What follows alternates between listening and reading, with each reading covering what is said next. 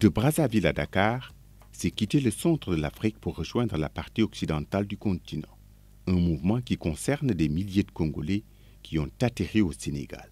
Ils sont étudiants, enseignants, cadres dans des institutions internationales, opérateurs économiques, artistes ou diplomates. Leur point commun à tous, ils sont d'origine congolaise et sont établis depuis un certain temps dans la capitale sénégalaise, loin de leur pays d'origine, le Congo. Portrait croisé de ces Congolais au destin divers, à la découverte de la communauté congolaise au Sénégal.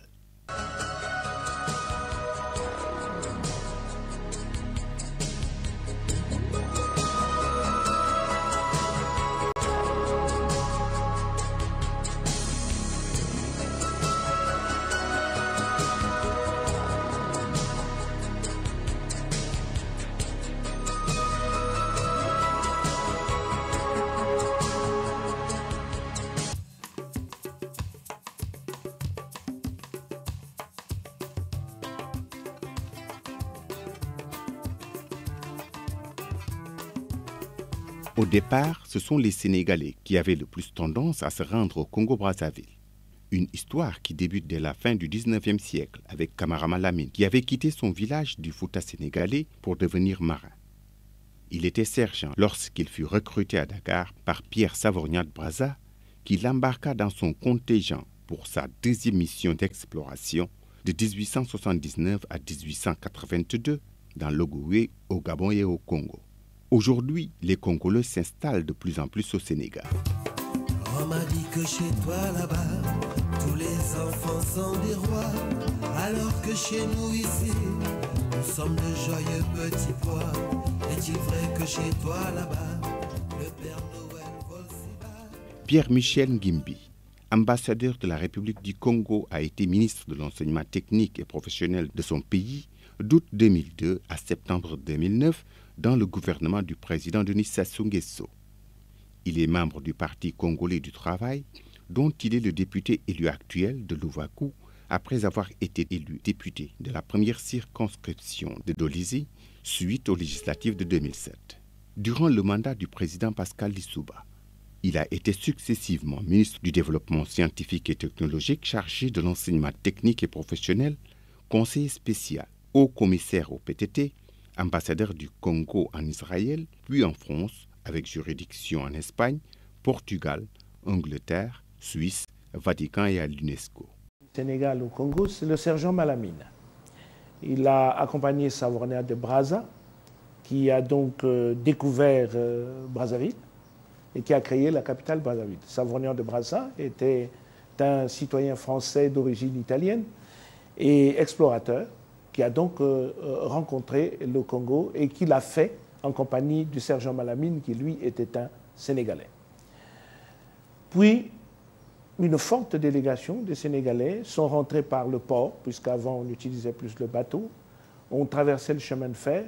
Plusieurs d'entre eux ont participé d'ailleurs à la construction du chemin de fer et ont laissé leur vie. Et tout ce qui était incarné le commerce dans notre pays est assumé souvent par cette colonie sénégalaise. Aujourd'hui, d'autres colonies, des Maliens, des Guinéens, des Mauritaniens, ont pris ce secteur, mais les Sénégalais le font avec la discrétion qui les caractérise dans notre pays. Plusieurs d'entre eux ont pris la nationalité congolaise, ont épousé, y compris épousé des pans entiers de notre culture, et plusieurs aussi, certains, restent des véritables ambassadeurs de la culture sénégalaise. Je crois ça, d'abord, parce que la rencontre du Congolais et du Sénégalais n'a pas posé de conflit quelconque.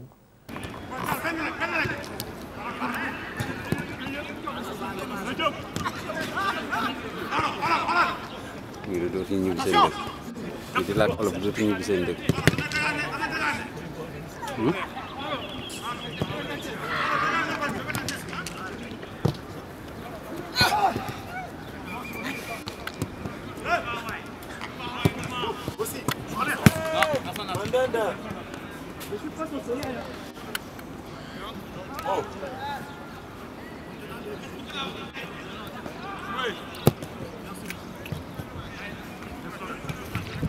Non mais les gars,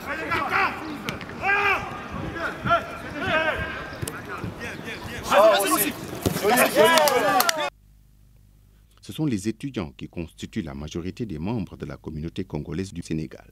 À l'image de Céleste, ce sont des milliers d'étudiants congolais qui fréquentent les établissements d'enseignement supérieur du pays de la Teranga. Avant même mon arrivée au Sénégal, je connaissais le Sénégal de nom et je n'avais jamais vu le Sénégal ou entendu parler du Sénégal dans une autre dimension un peu plus culturelle, comment ça se passe ici. Et à l'arrivée, c'est vrai que j'étais surpris, un peu perplexe et j'ai eu quelques difficultés, je dirais, au niveau de la langue, les difficultés que rencontrent la plupart des étudiants, bien sûr, les questions d'adaptation, mais avec le temps, ça s'est très bien passé. Très rapidement, j'ai été en contact avec les anciens Congolais qui étaient déjà ici, les anciens étudiants qui nous ont pris, qui nous ont encadrés et nous ont un peu montré la voie à suivre. Et surtout, nous ont recommandé de ne pas rester trop enfermés sur nous-mêmes. Et de nature, je suis très ouvert. J'ai donc eu cette possibilité de me rapprocher de ceux qui m'entouraient, les Sénégalais de mon école, des professeurs, des enseignants et d'autres personnes qui m'ont bien accompagné quand même. Et aujourd'hui, j'ai eu cette magnifique opportunité de découvrir un peu le Sénégal, un peu partout. Donc l'intégration s'est plutôt bien passée. Nous avons près de 87% de cette communauté représentée par la couche juvénile. C'est essentiellement des étudiants en formation ou des stagiaires. Le reste, c'est des fonctionnaires de la SECNA ou d'autres organismes qui viennent ici. L'autre partie, composée d'anciens sociétaires d'Air Afrique et qui ont travaillé ici toute leur vie et sont restés sur place. Puis une petite partie composée de ceux qui entreprennent, chefs d'entreprise, artisans, peintres, et d'autres que chez nous on appelle des rallistes, comme pour dire le rallye, sont ceux qui espéraient un jour passer par Dakar pour atteindre Paris et qui finalement sont restés. Ils viennent parce qu'ils savent ce qu'ils vont devoir faire au Sénégal. Pour ceux qui vont étudier, ils ont déjà l'adresse des établissements scolaires où ils vont devoir étudier. Ils connaissent l'idée des prix des loyers. Ils savent souvent où vivre. Ils finissent par créer des communautés dans des quartiers spécifiques qu'ils connaissent. Et c'est ça qui se fait. Je ne pense pas que ce soit très difficile de s'installer au Sénégal. Si les étudiants avaient des réels problèmes, je crois que le nombre baisserait de manière significative. Lui, après avoir fait tout son cursus universitaire à Dakar, est devenu enseignant à l'université Cheikh Anta Diop et dans des instituts privés d'enseignement supérieur. Il vit aujourd'hui dans le quartier de Grand Dakar. Ange Patrice Mayouma, un Congolais au parcours exceptionnel, un exemple de réussite et d'intégration à force d'abnégation. Ici, c'est une application qui est en train de faire sur on appelle les commandes. Les systèmes contribuent donc à déterminer donc les quantités maximales et optimales qu'il faut commander. Voilà. Donc on est sur ça et donc le cours va continuer. S'il y a quelqu'un qui peut faire aussi une petite intervention, il peut le faire. Est-ce que quelqu'un a quelque chose à dire?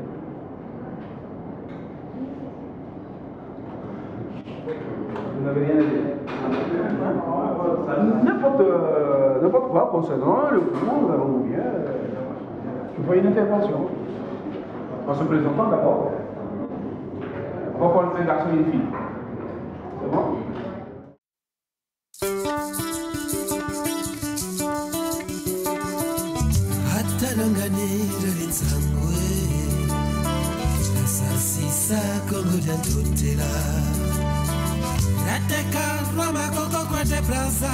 Serja malamine lungali wasabunzonzi bwanzi Nanwanina matamatsua Rabayokela makimpa vita Aunsaneya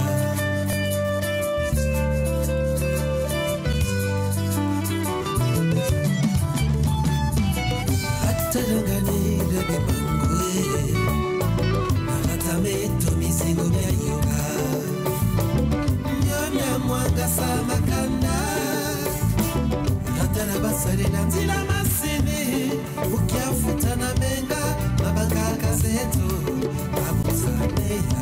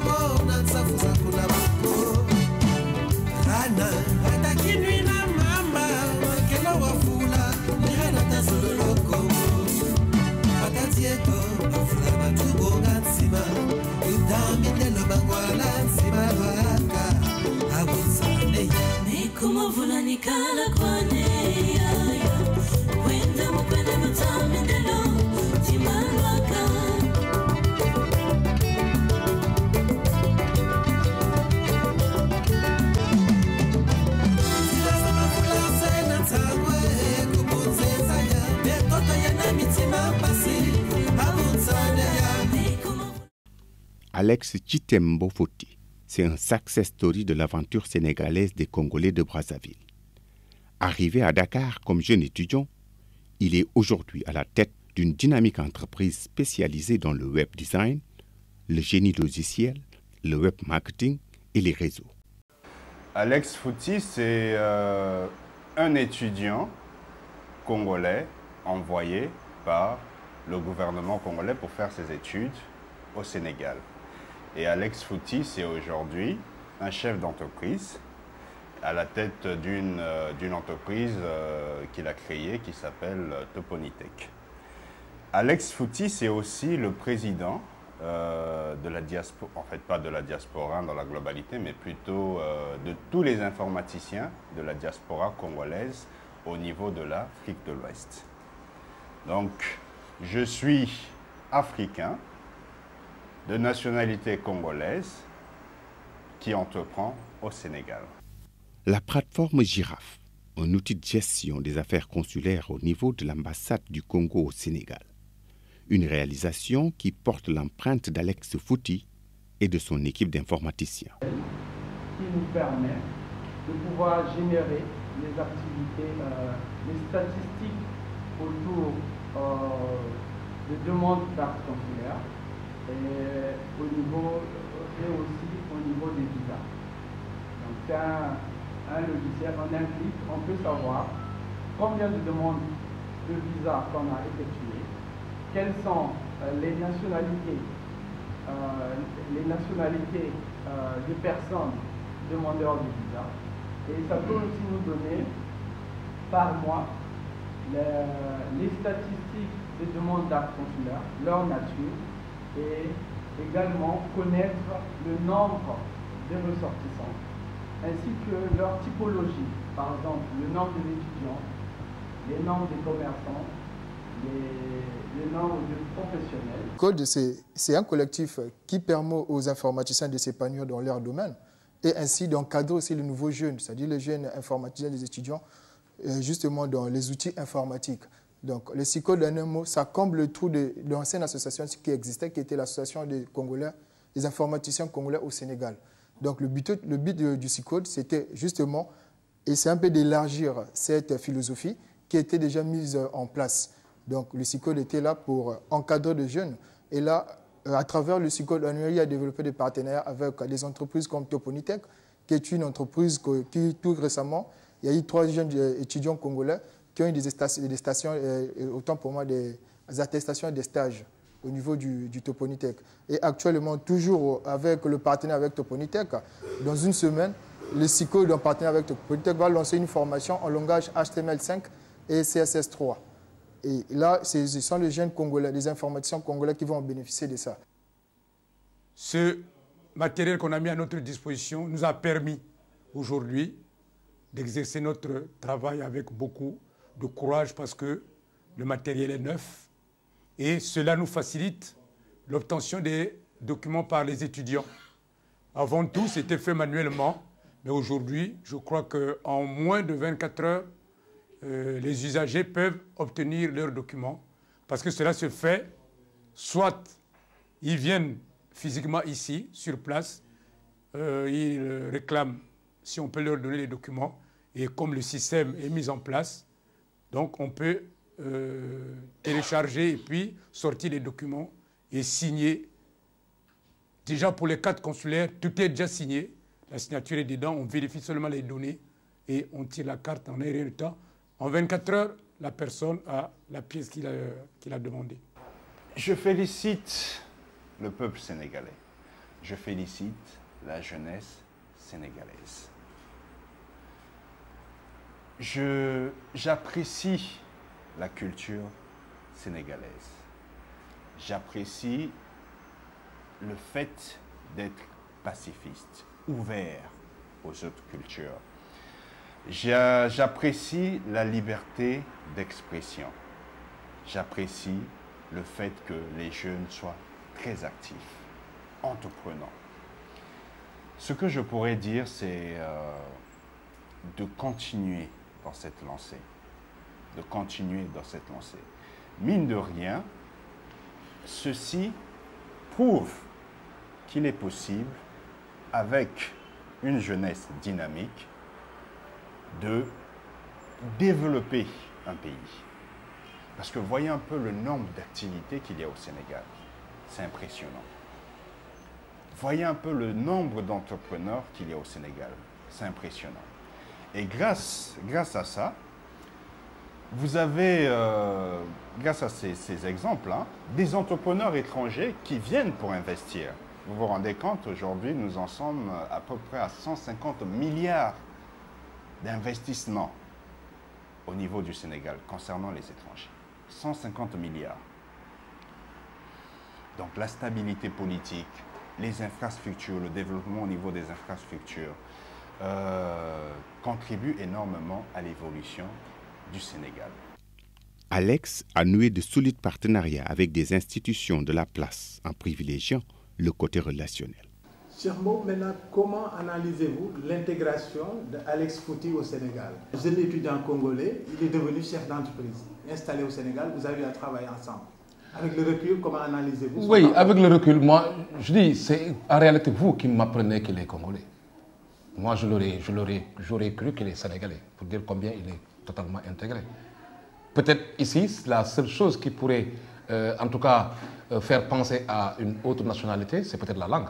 Parce qu'il ne parle pas Wolof, ça c'est clair. Mais au-delà de ça, en termes de comportement, de disponibilité, de générosité, de compréhension de l'autre, il n'est pas dans une attitude d'affairiste. Je veux dire, le Congolais, ou en tout cas un expatrié, pourrait être là et dire « je fais des affaires ».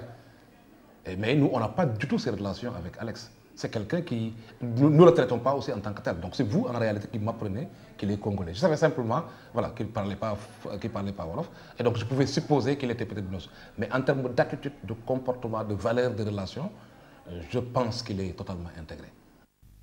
À ses heures libres, Alex Fouti s'adonne à la formation bénévole de jeunes étudiants en vue de renforcer leurs capacités en informatique au niveau de l'Institut communautaire africain de gestion et d'ingénierie ICAGI. Je suis Renate Raeltati, de nationalité congolaise, résidente à Dakar. Et avec ces cours qui sont offerts gratuitement, c'est vraiment une grande opportunité que nous avons, non seulement pour nous qui sommes ici, mais aussi au niveau de notre communauté congolaise. Vraiment, ce sont vraiment des choses qu'on doit louer. Je suis Primaël Bizitou et étudiant en droit à la faculté de droit de Cheikh Anta Diop de Dakar. Un master droit notarial. Quoique c'est vraiment un geste qu'il faut saluer parce que c'est pas tout le monde qui le fait. Le fait qu'il dispense des cours gratuits à la communauté congolaise, il n'y a pas que des Congolais puisqu'il y a aussi des Sénégalais dans la salle. Je pense que c'est à féliciter, c'est à encourager. Et c'est même un appel qu'il faut lancer aux autres compatriotes qui connaissent le métier. Et je pense que c'est le moment et l'endroit même de partager les connaissances parce qu'il ne faut pas les garder pour soi. Et nous pensons qu'on doit vraiment l'encourager et vraiment lui donner un coup de pouce pour ce geste. Dans les locaux de l'Institut communautaire africain de gestion et d'ingénierie, un autre universitaire congolais. Il assure la direction de cet établissement à forte vocation sociale. Je remercie d'abord la RTS pour avoir donné cette opportunité à la communauté congolaise de se faire connaître ici au Sénégal.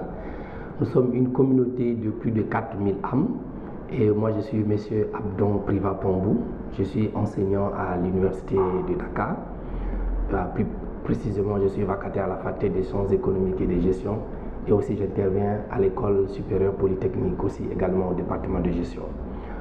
Je suis par ailleurs aussi le directeur général de l'Institut communautaire africain de gestion et d'ingénierie dont le parrain est le professeur Amadou Matarmbo. C'est un institut que nous avons créé dans le cadre d'une ONG qui s'appelle CACSUP, qui est également aussi née au Congo, pour pouvoir soutenir les étudiants qui viennent des milieux défavorisés. Car vous savez que, surtout lorsqu'on regarde au niveau de l'université, il y a beaucoup d'étudiants qui veulent suivre la formation ou se faire former à l'université. Mais malheureusement, beaucoup viennent des milieux reculés et qui n'ont pas des parents qui ont les reins de pouvoir les supporter. Et quand ils cartouchent à l'université, ils ont besoin parfois de continuer dans une formation professionnelle. Et nombreux d'entre eux n'ont pas les moyens.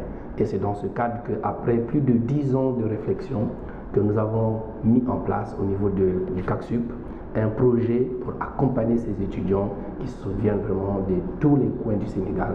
Par rapport à la communauté, je dirais que l'analyse que je peux faire, c'est beaucoup plus aux étudiants congolais qui viennent ici au Sénégal. Parce que j'avoue que nous, quand nous étions arrivés au Sénégal, nous étions bien vus par la communauté, disons par les Sénégalais qui nous ont accueillis, et nous faisions preuve disons de maturité, mais aussi d'intégration, et nous étions, je peux dire, des véritables ambassadeurs de notre pays. Et aujourd'hui, nous avons l'impression que les étudiants congolais qui arrivent ici n'ont plus la même motivation comme nous, qui nous a permis de pouvoir mener nos études jusqu'à bon terme et aujourd'hui de pouvoir occuper des postes de responsabilité au Sénégal. Et c'est pourquoi j'aimerais lancer un appel à ces étudiants congolais. Parce que les dirigeants du Congo de demain, ce sont eux. Le Sénégal nous offre des opportunités pour pouvoir nous former nos cadres. Et c'est dans ce cadre-là aussi que IKG aussi veut contribuer pour pouvoir former les cadres africains et particulièrement les cadres congolais. Nous les invitons à ce que leur séjour au Sénégal ne soit pas comme du tourisme, mais qu'ils soient conscients du fait qu'ils ont laissé leurs parents à plus de 6000 km pour venir au Sénégal pour pouvoir étudier.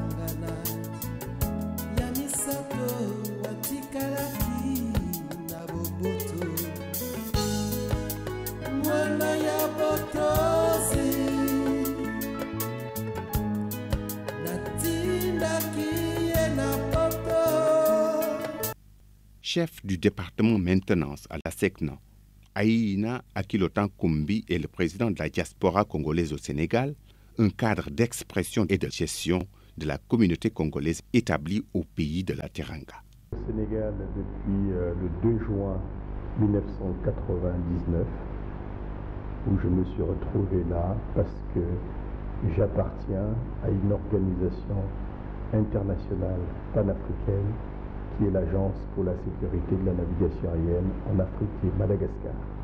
Donc j'ai été mis en position d'expatriation pour servir la communauté comme ingénieur en électronique et informatique. Alors, pourquoi je me suis retrouvé là?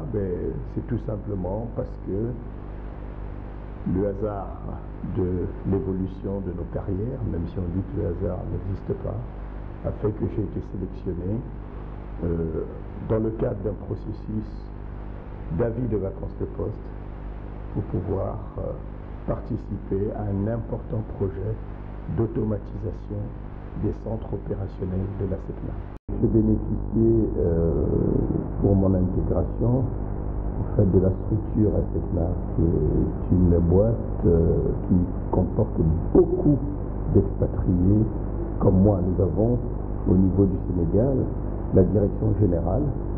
Nous avons également une école, qui est le centre régional de la navigation aérienne et de l'administration. Nous avons également au niveau du Sénégal une représentation où il y a beaucoup d'expatriés.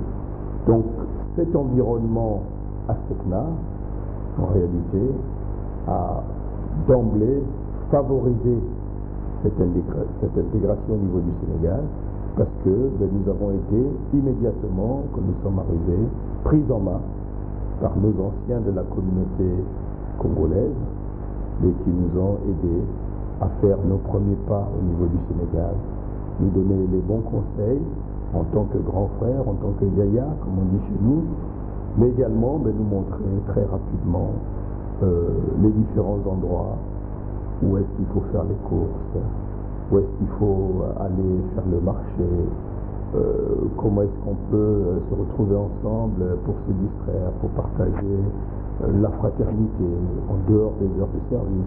À côté de ça aussi, d'autres collègues, y compris sénégalais, que nous avons connus à l'école, que nous avons également connus lors des différentes missions qu'effectuaient les gens de la direction générale chez nous. Pour rappel, quand j'ai été affecté au Sénégal, j'étais chef de bureau infrastructure radioélectrique à l'aéroport de Pointe-Noire, ma ville natale. Donc nous recevions déjà à l'époque des experts de la direction générale qui venaient en mission. Donc c'est cet environnement-là qui nous a permis très rapidement de nous intégrer.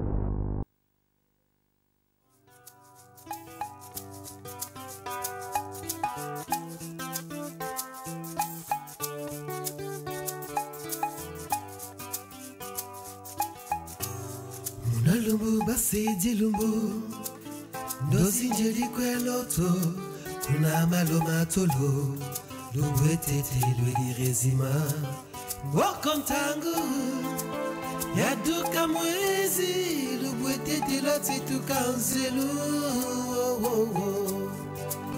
Nyianzi Wabangula ndoziani Tiyanjini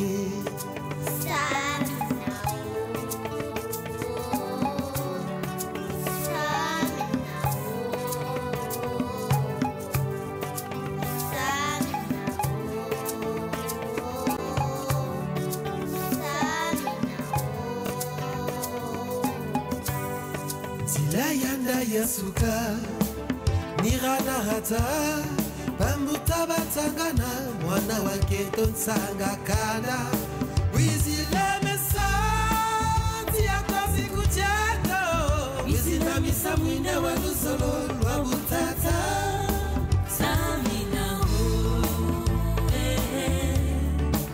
Samina ho Samina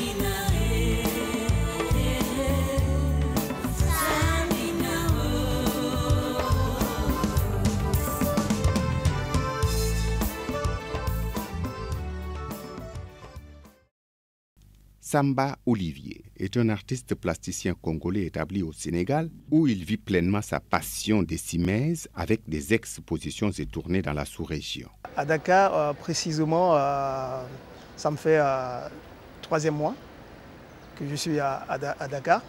J'étais d'abord ici à Dakar le mois de juin passé. Je suis parti en Mauritanie pour une résidence de travail au niveau du conservatoire. Et j'ai travaillé avec la jeunesse de la Mauritanie, dans les ruelles de la Mauritanie avec les arts. Et j'ai fait une exposition en plein air au niveau de la Mauritanie, avec la jeunesse de la Mauritanie. Le Sénégal, pour moi, ce n'est pas un pays étrange, mais comme si je me retrouvais au Congo ou à Brazzaville ou à Pointe-Noire, que voilà, cette ambiance qui est de Dakar, quoi. Donc pour moi, il n'y a pas la différence. Je suis bien chez moi, à Dakar.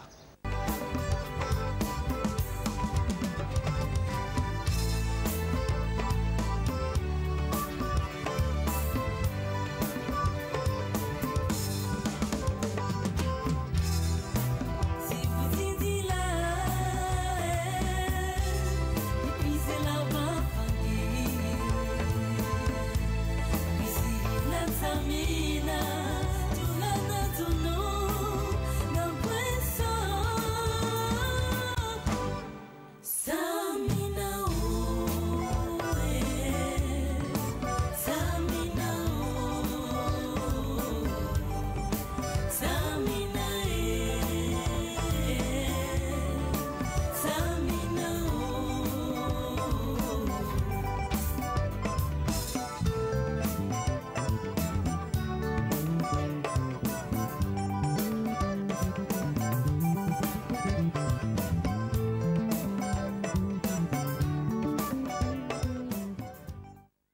suis arrivé à Dakar, j'ai pensé un peu à le refaire.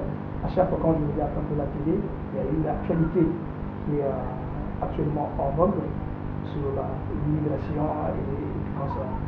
Et quand je regarde, ça me donne un peu de distance. Je suis vraiment triste. Et en ce moment, mon regard en tant qu'artiste est penché sur cette immigration que je voulais présenter. Là, je représente la terre, qui est la terre.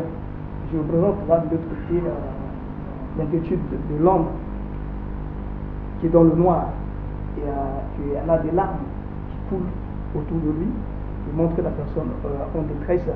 Et comme la terre est unique, nous avons envie d'aller nous réfugier de l'autre côté. De l'autre côté, les gens, ils ont dressé des barrières. Donc vous voyez, ce que j'ai mis là, c'est sous forme des barrières qui ne veulent pas accéder les gens, d'autres personnes arrivent chez eux.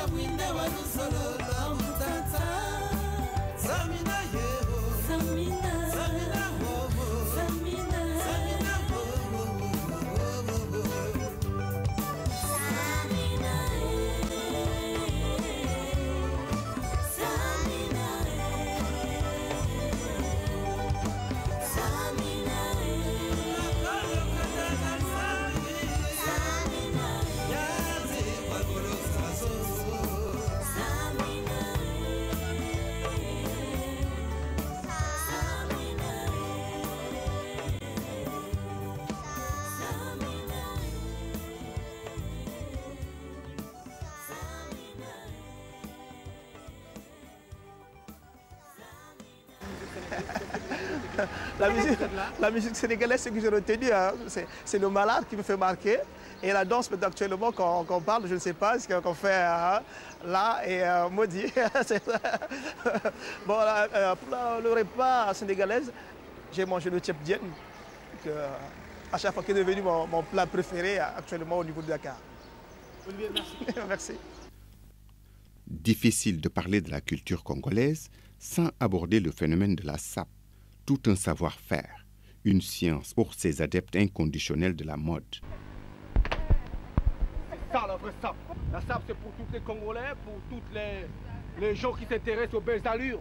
Donc voilà la sape, un joli mot, le français, ici présenté par le sapelog Roch Dormé de Vendôme. Quoi. La sape dans tous ces... La sape dans tous ces... la sape dans tous ces caractères. Quoi. Donc j'attends les autres sapeurs qui veulent venir. Après on va essayer de faire beaucoup de choses pour eux. Dakar, quoi. Voilà, donc je suis avec mes frères congolais ici. Ça c'est notre siège ici. Hein. Là où les Congolais se retrouvent à Dakar, on vit très bien. Nous sommes dans un pays de paix, un pays qui nous a apporté beaucoup de paix. Hein. Ils sont dans la 3e République et nous sommes déjà dans le 7e, 8e, c'est pas bien. L'Afrique doit être calme. Hein? En prenant l'exemple des Sénégalais, c'est des gens qui vivent en teranga, ils sont là, ils nous donnent le goût de vivre. Donc voilà, c'est ça la sape c'est ça. Voilà. Là j'appelle Bagdad. Donc moi, je suis Congolais de Brazzaville. Ça fait plus de 10 ans que je vis dans ce pays. Ça date de longtemps. Parfois, je fais d'autres pays aussi. Parfois, je peux faire des castings dans d'autres pays. Mais je suis résident à Dakar. Donc j'étais venu pour les études. Donc j'ai, comment on appelle ça, une maîtrise en droit privé. En ce moment, on l'appelle master. Donc j'ai un bac plus 4, plus une licence en droit privé. Donc j'étais venu pour faire une 3e cycle en droit privé qui est le doctorat. Mais je n'ai pas eu la chance de le faire parce qu'au moment où j'étais venu, il n'y avait pas plus de place à l'université Marine-Wabi. Donc j'ai fait beaucoup d'autres formations. Bon, maintenant, comme je suis né sapeur, j'avais déjà des prémices en moi. J'ai regardé à Dakar, quand j'étais venu, il y avait des sapeurs, hein, il y avait des sapeurs, mais ils ne se donnaient pas trop quoi. C'est-à-dire qu'ils avaient des habits chez eux, mais ils avaient la honte de se découvrir. Donc ils se découvraient que dans les fêtes, quoi. Fêtes de l'indépendance, mariage. Mais comme un vrai sapeur qui quitte chez lui, un bon matin bien sapé, bien fringé, bien rasé, il rentre dans le supermarché, il fait ce qu'il peut faire, mais bien propre. Et eux, ils avaient honte de ça. Donc je suis le premier sapeur de la République du Congo-Brazzaville à Dakar qui a emmené ce style-là d'être découvert. C'est ici à la Patte d'Oie, en pleine banlieue de la capitale sénégalaise, que des membres de la communauté congolaise se retrouvent tous les dimanches. Un restaurant avec au menu cuisine congolaise, mais aussi sonorité musicale de l'Afrique centrale.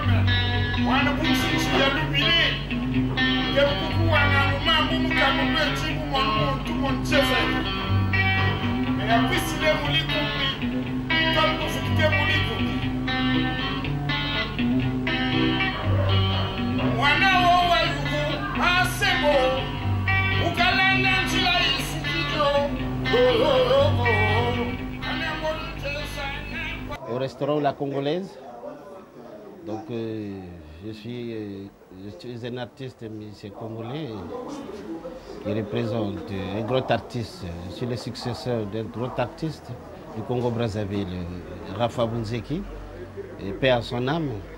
Mais, donc là, je suis présent à Dakar. J'ai fait beaucoup de pays.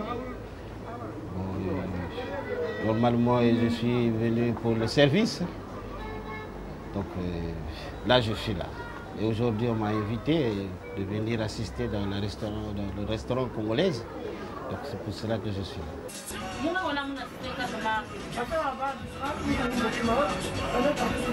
Je m'appelle Pombo Clarisse Dorothée. Je suis de Pointe-Noire. Je viens de Pointe-Noire, dans la région du Kourou. Le village natal de mon père, c'est à Djosso. Et celle de ma mère, c'est dans la Bouenza. Et donc, je fais partie de la famille de la royauté Mokwati, famille royale, quoi. Donc, je suis la descendance de roi Maluango, Tati Ier. Donc, je suis à Dakar depuis 2003 pour la première fois. Et j'ai pas mal voyagé, j'ai bougé un peu, j'ai fait l'Afrique de l'Ouest, Bénin, j'ai fait Burkina Faso, j'ai fait le Brésil, j'ai fait un peu de l'Espagne. J'ai pas mal bougé un peu, quoi, mais j'étais vraiment basée au Sénégal. Comme vous voyez, c'est pas grand chose, mais ça me permet de travailler et je m'en sors. Donc là, j'ai un peu ma petite famille, j'ai mon compagnon avec moi qui est français. J'ai ma petite soeur qui s'appelle Grace aussi pour nous. J'ai ma fille qui est étudiante aussi ici. J'ai mes 2 nièces qui sont aussi à l'école ici et mon petit-neveu. Donc ça me fait plaisir. Que vous recevez, est-ce bon, que uniquement des Congolais ou il y a d'autres Africains, même des Sénégalais? Bon, en fait, à la base, c'était un truc congolais, quoi. Comme retrouvailles, quoi. Tu sais, nous au Congo, on a l'habitude de se retrouver, boire ensemble, discuter, améliorer la relation, quoi. Même si on ne se connaît pas, mais l'idée de se retrouver quelque part, c'est un bon truc. Donc à ce moment-là, c'était congolais.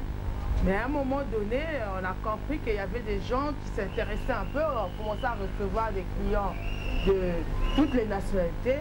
Donc là, je fais à manger, c'est vrai, j'ai fait spécialité congolaise, mais j'apprends un peu le monde à découvrir un peu la spécialité qui est congolaise. Donc là, maintenant, il y a des Français qui viennent manger, il y a des Ivoiriens, il y a des Camerounais, il y a même des Sénégalais. Ils disent même, on est fatigué de manger des tchèps, on va aller chez Dora pour manger le manioc, le poisson braisé, les halocos. Donc ça fait plaisir quoi, de faire goûter les gens le saka-saka, l'haricot, le poisson braisé, donc la spécialité, le poulet à la moine. Donc c'est vraiment un honneur pour moi. J'ai pas mal de clients et des Sénégalais qui viennent, qui commandent parfois emporter.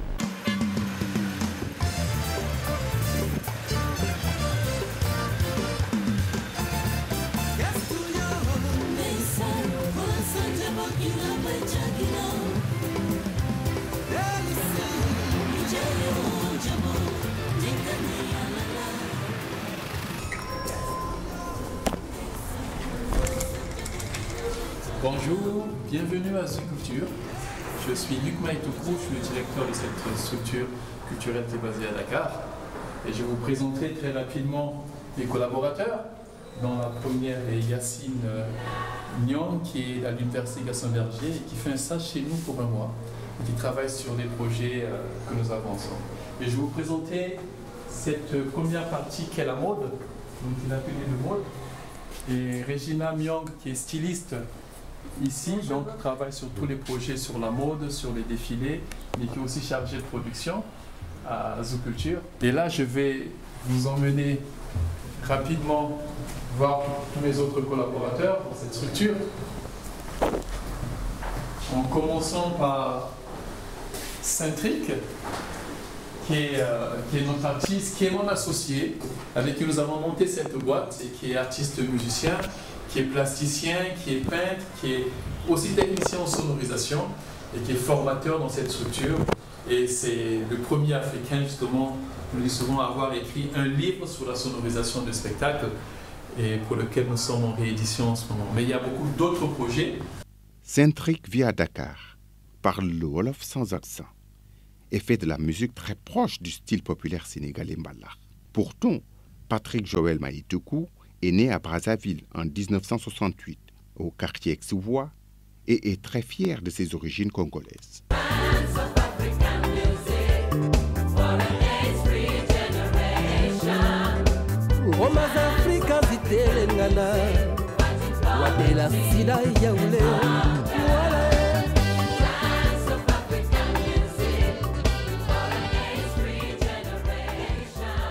La première langue africaine parlée par Patrick a été le Wolof, pour avoir passé une partie de son enfance à Dakar, où son père a travaillé pendant 10 ans. En 1983, à la mort de son père, la famille rentre à Brazzaville et le jeune Patrick participe alors à plusieurs formations musicales tout en diversifiant ses activités artistiques.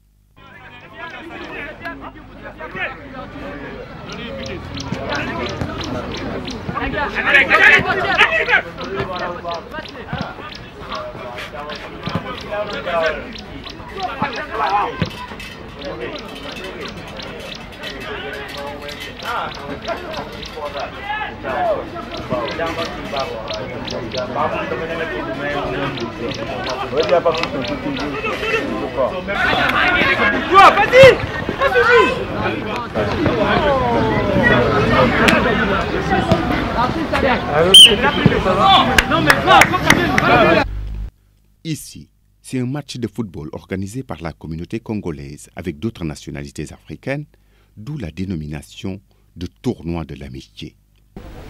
Je suis congolais résident au Sénégal, ça fait plus de 20 ans. J'ai fait mes études ici au collège, au lycée, et j'ai eu mon bac, d'accord. Néanmoins, je suis aussi un ancien capitaine de l'équipe du Congo, les Diables Rouges de Dakar. Et suite à cela, justement, je me suis permis de pouvoir organiser un tournoi que nous appelons aujourd'hui le tournoi de l'amitié. Donc c'est un tournoi qui regroupe en majorité tous les Congolais vivant au Sénégal et aussi bien entendu certaines nations telles que le Gabon, le Cap-Vert et bien entendu d'autres nations que nous avons invitées. Et cette année, nous avons eu à avoir l'équipe du Cap-Vert, Toubaroès Azul de Dakar. Nous avons eu le FC Wango de Liberté 6, qui est une équipe gabonaise. Et je tiens à préciser que dans ces équipes, il y a des Sénégalais qui évoluent, puisque la majorité des équipes ont le droit de pouvoir engager 5 étrangers. Sur les 5 étrangers, vous avez 4 étrangers qui peuvent jouer sur le terrain. D'accord. Donc c'est une initiative que j'ai eu à avoir après le chemin que j'ai eu à parcourir avec l'équipe du Congo dont je suis l'entraîneur aujourd'hui, les Diables Rouges. L'intégration n'est jamais facile. N'est jamais facile. L'intégration est un long processus. L'intégration dans un pays se fait d'abord, je dirais, par le contact entre les peuples à la base. Se fait aussi par le dialogue, par les enfants. Elle se fait plus facilement par les enfants, à travers l'école, à travers les échanges, à travers la langue. Également que certains ont fini par adopter. Certains Congolais parlent parfaitement le Wolof. Et cette intégration, évidemment, a toujours connu certaines difficultés, mais qui sont vaincues finalement par le temps, par le comportement, par la confiance qui s'installe progressivement au fur et à mesure que l'on échange, que l'on communique, que l'on se comprend, mais aussi au fur et à mesure que l'on se brasse. Je disais que l'intégration africaine se fera justement par la diaspora, à travers l'union et le brassage, le contact entre les peuples, où elle ne se fera pas. Donc les difficultés, certes, elles ont existé, mais nous pensons aujourd'hui que la communauté congolaise est très bien intégrée au Sénégal. Nous avons choisi une démarche simple. Faire en sorte que la typologie des Congolais au Sénégal soit un moyen à la fois d'assumer cette diversité, mais aussi permet à chaque Congolais qui vit au Sénégal d'avoir des réponses spécifiques à la nature de son séjour, mais aussi ce qu'il attend de ses frères congolais ou de ses sœurs congolais. C'est pour ça que les étudiants se sont retrouvés dans ce qu'ils appellent la MESCO, hein, l'amicale des étudiants et des stagiaires congolais au Sénégal.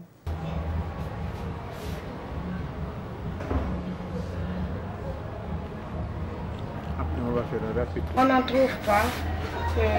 Parce que ici c'est un gousse qu'on a. Ah oui, il n'y a pas ici. Ça c'est quelqu'un qui m'amène ça.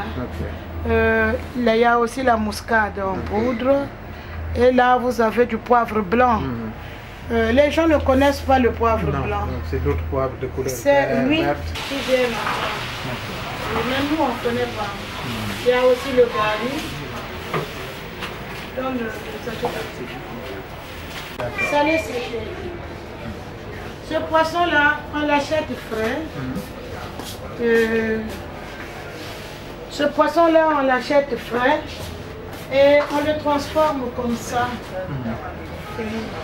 On le transforme, on met du sel, on le garde dans le sel plusieurs jours et après on le fait sécher. Mais ici au Sénégal, il y a pas mal d'usines qui transforment du poisson. Les femmes congolaises établies au Sénégal évoluent dans divers secteurs d'activité, comme le commerce, à l'image de Madame Kouta, qui tient une alimentation générale spécialisée dans les produits Made in Congo. Moi, je suis au Sénégal depuis 2003. Octobre 2003, je suis arrivée ici et j'avais accompagné mon mari, qui est des Nations Unies, et on venait de la Côte d'Ivoire avec tout ce qui s'était passé là-bas. On nous avait réinstallés ici. Donc voilà, arrivé ici, resté sans boulot, j'étais obligée de créer quelque chose. Et il fallait penser à quelque chose que tout le monde ne fait pas. Et j'ai préféré me lancer sur ce que vous venez de voir. Est-ce que ça se passe bien, cette alimentation générale spécialisée dans les produits Made in Congo et d'autres produits que je vois ici? Comme moi-même je l'ai voulu, que je fasse ce que vous voyez là, je vois que ça se passe bien, je ne me plains pas. Et comme il n'y a pas beaucoup de gens qui le font, donc ça va, je ne me plains pas. Gisèle Munkassa est une styliste congolaise spécialisée dans la mode pour enfants. Établie dans la capitale sénégalaise depuis plusieurs années, elle a fini de se faire un nom dans le monde sélectif de la mode où elle organise chaque année des défilés.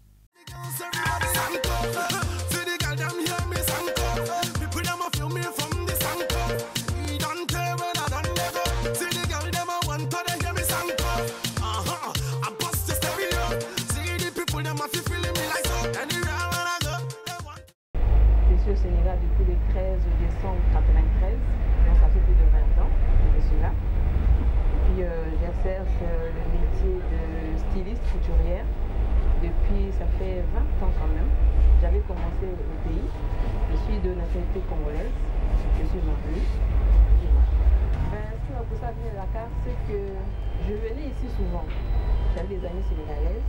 Pendant les vacances ou les congés, je venais passer un moment ici à Dakar. Et j'ai pris goût. J'ai pris goût et j'ai trouvé que c'était bien. Il y a la paix ici. Un pays de Teranga, ça veut dire la paix. Et les gens sont généreux. On nous accueille à cœur ouvert. Et j'ai choisi le Sénégal.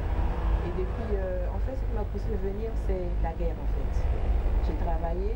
J'avais des ateliers de couture aussi, j'avais une alimentation, une épicerie, mais pendant la guerre, on a cassé. Et j'avais un choix entre le Canada et le Sénégal. Je me suis dit, non, je suis africaine, je reste en Afrique, et je suis venue au Sénégal. Mariée à Jérôme, un médecin tchadien établi à Dakar depuis une trentaine d'années, Gisèle est très passionnée par son métier. C'est une grande battante, elle aime beaucoup son boulot. Et je peux même dire que je suis jaloux de son boulot. Tellement elle s'y investit. Voilà, bon, mais sinon elle travaille bien. Elle aime bien son boulot, elle le fait très bien. Et tous ceux qui l'approchent voient qu'elle fait du bon produit. Oui, la femme africaine est très belle. Elle est très belle, très belle. On n'a jamais vu une femme vilaine. Alors ta beauté, tu dois la mettre en valeur par rapport à ce que tu portes. Ce que tu portes te met en valeur. Et la valeur, ça donne envie. Il y a des filles qui s'habillent n'importe comment, mais ce n'est pas ça. La femme africaine doit bien s'habiller. La femme africaine, elle a des trucs, vous voyez un peu, il y a le bazin ici au Sénégal. Et il y a le wax. En ce moment, le wax est en train de faire du tapage du canon partout, même en Europe, aux États-Unis. Maintenant, les gens portent que du wax. Nous, par exemple, au Congo, on n'a que du wax. En fait, on porte le wax et tu te mets en valeur. Donc, c'est pas la peine de se tracasser à aller porter les habits des Européens. C'est pas mal. On n'a pas dit que c'est bien, non. Mais le modèle que tu prends dans le catalogue européen, tu peux le transformer en wax. C'est très joli avec. La particularité de la communauté congolaise à Dakar réside dans la proximité fraternelle et affective existant entre le Sénégal et le Congo. Une forte communauté sénégalaise vit à Brazzaville et dans les autres villes, et depuis quelques années, les Congolais sont de plus en plus nombreux à faire le choix de la destination Sénégal. Et pour l'essentiel des Congolais vivant au Sénégal, l'intégration s'est bien passée du fait des liens assez solides existants entre les deux pays et des similitudes dans le vécu quotidien. Je suis particulièrement heureux de constater que c'est une communauté active, mais une communauté qui a su se rassembler. Depuis quelques années, depuis que je suis là, j'ai constaté qu'ils ont cette soif de se réconcilier. Il reste à ce qu'ils apprennent à devenir une vraie diaspora. Une diaspora doit prendre des parts, des segments dans la communauté sénégalaise. Elles doivent les prendre parce que c'est leur moyen de se construire ici pour mieux se réaliser au Congo. Ceux qui sont venus apprendre doivent apprendre, mais lorsqu'ils ont la possibilité d'aller au-delà, ils peuvent le faire, puisque ce pays non seulement l'autorise, mais donne des ouvertures qui permettent cela. Une diaspora est une chance. C'est la première étape d'intégration de nos pays. Il faut que nos pays apprennent à faire que la jeunesse, chaque fois qu'elle vit dans un pays hôte, se conçoive comme une diaspora. Et c'est allant à la rencontre des habitants du pays hôte que l'on commence à construire les prémices de l'intégration africaine.